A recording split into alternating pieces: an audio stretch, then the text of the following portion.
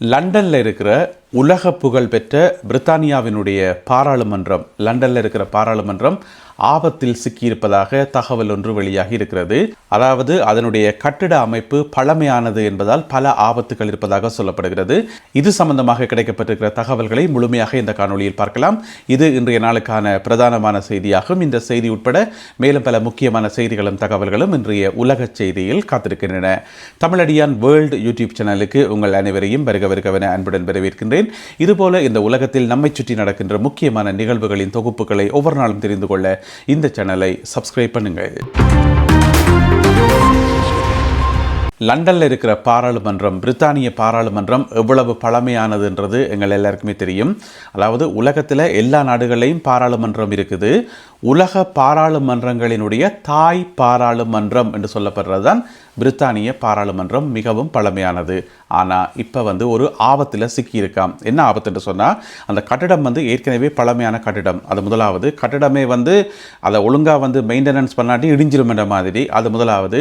ரெண்டாவது மின்சார வயர்கள், அங்கே இருக்கக்கூடிய பைப் லைன்ஸுகள், மிக முக்கியமாக கழிவு நீரை வெளியேற்றுகின்ற பைப் லைன்ஸுகள், நிலக்கீழ் சுரங்கத்தில் இருக்கக்கூடிய அமைப்புகள் எல்லாமே நீண்ட காலம் பழசாக இருக்கிறபடியால் ஆபத்தில் சிக்கியிருப்பதாக சொல்லப்படுகிறது. அதனால் பிரித்தானிய பாராளுமன்றத்தை முற்றுமுழுதாக புனரமைக்கணும். அதாவது சும்மா மெயின்டெனன்ஸ் பண்ணாமல் முற்றுமுழுதாக இடித்து அதை புதுசாக கட்டணும் என்ற ஒரு நிலைமை வந்திருக்குன்னு சொல்லப்படுகிறது. இதுக்கு இரண்டு விதமான ப்ரொபோசல்ஸ் கொடுக்கப்பட்டிருக்கிறது. ரெண்டு விதமான திட்டங்கள், திட்டம் 1, திட்டம் 2. எது சரி வருமோ அதை செய்கிறேன்னு சொல்லி. எனவே இந்த இரண்டு திட்டங்களும் மிக விரைவில் பாராளுமன்றத்தில் சமர்ப்பிக்கப்பட்டு பாராளுமன்ற உறுப்பினர்கள் மற்றும் லோட்ஸ், பிரபுக்கள் ஆகியோர் தீர்மானம் எடுப்பினம் எந்த திட்டத்தை நடைமுறைப்படுத்துறேன்னு சொல்லி.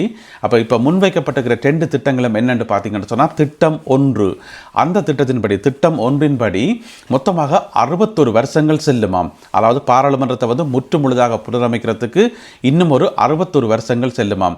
ஏன் 61 வருஷங்கள்? ஒரு கட்டிடத்தை இடிச்சு கட்டுறதுக்கு இதுக்கு இவ்வளோ வருஷங்கள் என்று கேட்டிங்கன்னு சொன்னால் அப்படி இல்லை. பாராளுமன்ற அமர்வுகள் தொடர்ந்து நடத்தணும். வழக்கமாக நடக்கிற எல்லாமே எந்த விதமான டிஸ்டர்பன்ஸும் இல்லாமல் நடந்து கொண்டே இருக்கணும். அது நடக்கும் போதே புனரமைப்பு செய்கிறது. அதனால தான் இவ்வளோ காலம் 61 வருஷங்கள். இதுக்கு மொத்தம் 40 பில்லியன் பவுண்ட்ஸ் செலவாகும் என்று சொல்லி எஸ்டிமேட் போடப்பட்டிருக்கிறது. எல்லாமே கம்ப்ளீட்டாக புனரமைக்க வேண்டியிருக்கு என்று சொல்லி. இது திட்டம் 1. திட்டம் 2 என்ன சொல்லுது என்று சொன்னால், பாராளுமன்ற அமர்வுகள் எல்லாத்தையும் நிறுத்தி வச்சுட்டு, அதாவது அந்த கட்டிடத்தில் நிறுத்தி வச்சுட்டு வேறு இடத்துக்கு மாற்றிட்டு, பிறகு அங்கே இருக்கக்கூடிய ஆஃபீஸர்ஸ் எல்லாம் இருக்கும் தானே. இப்போ பாராளுமன்ற உறுப்பினர்களுக்கு குவார்ட்டர்ஸ் இருக்கும், அதே மாதிரி பிரபுக்களுக்கு குவார்ட்டர்ஸ் இருக்கும், அங்கே நிறைய ஆஃபீஸர்ஸ் இருக்குது தானே. எல்லாத்தையும் முற்று முழுதாக அங்கேருந்து அகற்றி வேறு இடத்துக்கு மாற்றிட்டு அந்த இடத்த ஃபுல்லாக எம்டி ஆக்கிட்டு ஃபுல்லாக இடித்து செய்கிறது. அதை குயிக்காக செய்து முடிச்சிடலாம். அதுக்கே பார்த்தீங்கன்னு சொன்னால் எவ்வளோ காலம் எடுக்கும்னு சொன்னால் 24 வருஷங்கள் எடுக்குமாம். அதாவது எந்த விதமான டிஸ்டர்பன்ஸும் இல்லாமல் ஃபுல்லாக ஒர்க் பண்ணுறேன்னு சொன்னாலே 24 வருஷம் எடுக்குமாம். ஏன் சொல்லுங்க பார்ப்போம். கீழே அண்டர் கிரவுண்ட் இருக்குது, அதை பார்க்கணும். கீழே எத்தனையோ கட்டிடங்கள் இருக்குது.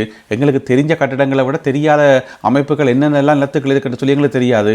அக்கம் பக்கத்தில் இவ்வளவோ விஷயங்கள் இருக்குது. சும்மா சாதாரண விஷயமா இல்லை தானே. எனவே 24 வருஷம் செல்லுமாம். அதுக்குரிய செலவு 15.6 பில்லியன் பவுண்ட்ஸ் என்று சொல்லி சொல்லப்படுகிறது. எனவே திட்டம் 1, திட்டம் 2 ரெண்டுமே முன்வைக்கப்பட்டிருக்கிறது. இதில் எதை நடைமுறைப்படுத்துறதுன்றதை பாராளுமன்ற உறுப்பினர்களும் எம்பிமாரும் லோட்ஸ் எனப்படுகின்ற பிரபுக்களும் கூடி முடிவெடுப்பார்கள் என்று சொல்லி சொல்லப்படுகிறது. மிக விரைவில் அது பாராளுமன்றத்தில் சமர்ப்பிக்கப்பட்டு அந்த முடிவு எடுக்கப்படும். அதுக்கு பிறகு எங்களுக்கு தெரிய வரும் 24 வருஷத்தில் செய்து முடிக்கிறதா அல்லது 61 வருஷத்தில் செய்து முடிக்கிறதா என்று சொல்லி. எனவே இது ஒரு இன்ட்ரெஸ்டிங்கான தகவலாக இருக்குது. உலக பாராளுமன்றங்கள் எல்லாத்துக்குமே ஒரு தாய் பாராளுமன்றம், எல்லாரும் பார்க்க விரும்புகிற ஒரு பாராளுமன்றம் யூகே பாராளுமன்றம் தானே. எனவே இதை இடித்து கட்டைக்குள்ளே புதிதாக கட்டும்போது இதே அமைப்பில் இருக்குமா அல்லது புதுவிதமான அமைப்புகள் ஏதாவது மாற்றப்படுமா என்னதுன்னு தெரியல. அந்த ப்ரொபோசல்ஸில் சொல்லப்பட்டிருக்குன்னு நினைக்கிறேன்.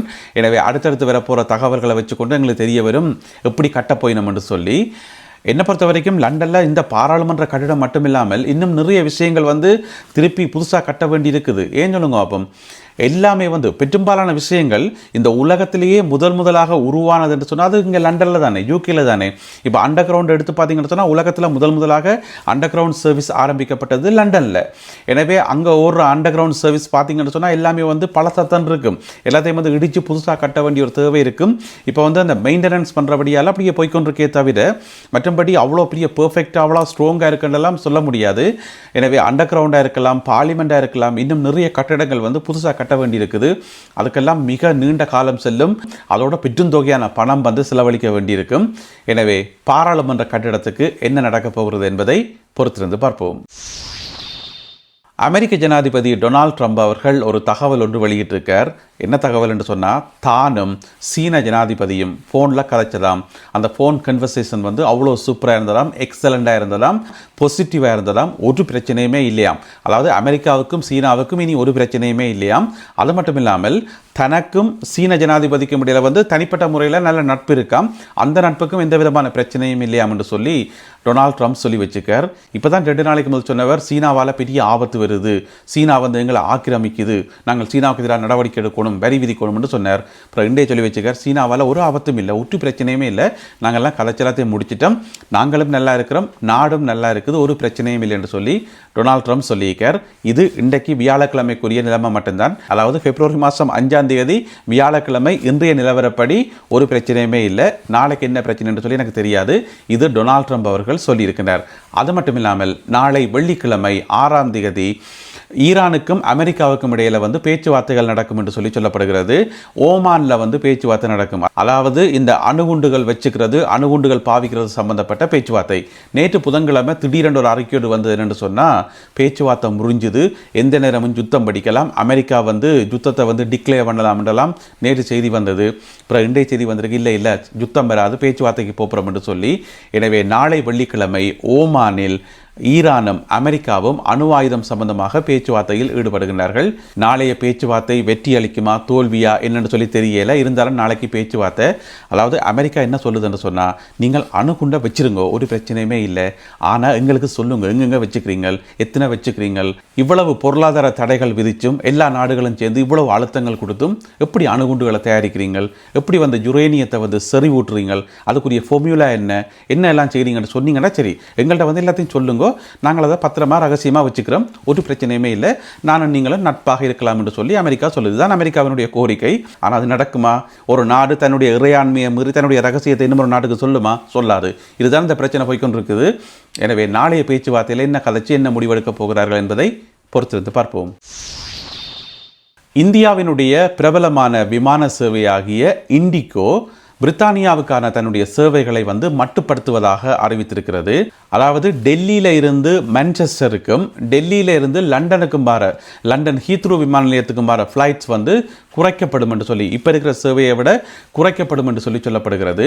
அதே போல் டென்மார்க்குக்கான சேவைகளும் வந்து இந்த மாதம் 17ஆம் தேதியிலிருந்து குறைக்கப்படும் என்று சொல்லி அறிவித்திருக்கிறார்கள். ஏனென்று சொன்னால், இந்த ஏர் ஸ்பேஸ் என்று சொல்லுவோம், வானத்தில் வந்து இடம் இல்லையாம், ஃப்ளைட்டுகள் வந்து பறக்கிறதுக்கு இடம் இல்லையாம், சரியான ட்ராஃபிக்காக இருக்காம்.